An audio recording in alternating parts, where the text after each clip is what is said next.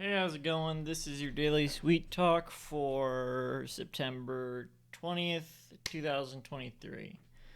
Uh, I was just went to adjust the earbud that was in my ear, and then I realized I haven't been wearing earbuds for hours. Now, this is a perfect example of how attached we are to technology and society. I'm just kidding. I'm not talking about that today or ever, probably. I don't care. Um, Actually, no, you know what? I am going to talk about dystopic stuff, dystopia. Um, I feel like um, I don't want to complain. I don't want to complain and judge. I'm so judgy. I'm so judgmental. That's what so many of these videos are like. Oh, I don't like this thing, but gonna do it anyway. um, I feel like okay, something like RoboCop or I don't know any sort of media that shows like a near future where it's like people are watching just garbage.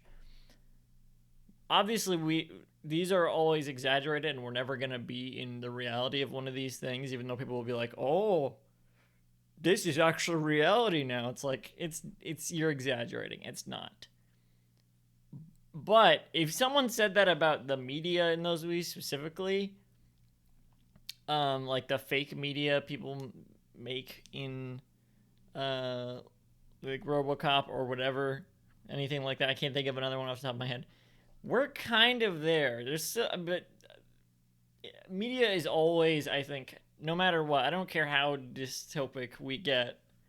There's always going to be good stuff because people will always want to create, and there will always be creative people, even if people in general seem to get dumber or less creative or whatever, which is still just a generalization. There will always be immense wells of creativity that people are drawing from, even if some of that creativity is suppressed by bigger studios or whatever. And that's just in Hollywood.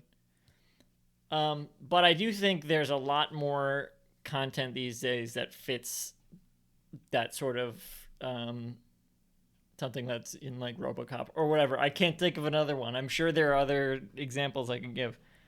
For example, and I don't want to go on a rant about this because I don't know enough about it to do so, but I'm just gonna use it as an example.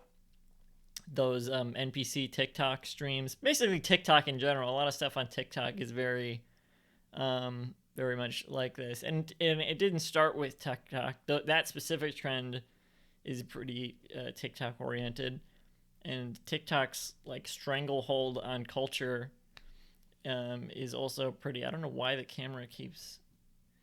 Um, TikTok's stranglehold on culture is also kind of like connected to that whole thing I'm talking about in a way, in a big way. I mean, with the music industry and everything. Because like, what is? I guess I was thinking of Skibidi Toilet a little bit earlier. I talked about that. I don't really want to, but it's just like a meme. But then kids are obsessed with that. I talked about like um, kids being obsessed with things that aren't really they're not really the audience for before, I think, and then that's a whole other topic. There's a lot of stuff that exploits that, so we see a lot of like weird content that's like made to be exploiting children's views and getting views that way because it's all about views rather than like enjoyability.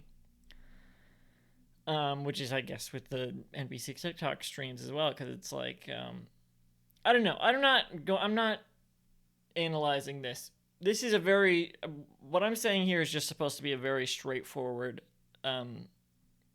like not analysis at all. Just like if you look at one of these things, it feels like something that people would just watch mindlessly in a dystopian movie and be like, oh, content. That we've reached that point, I think, where people just watch content and go, oh, content. And that's is a neutral statement, but I think that's where we are at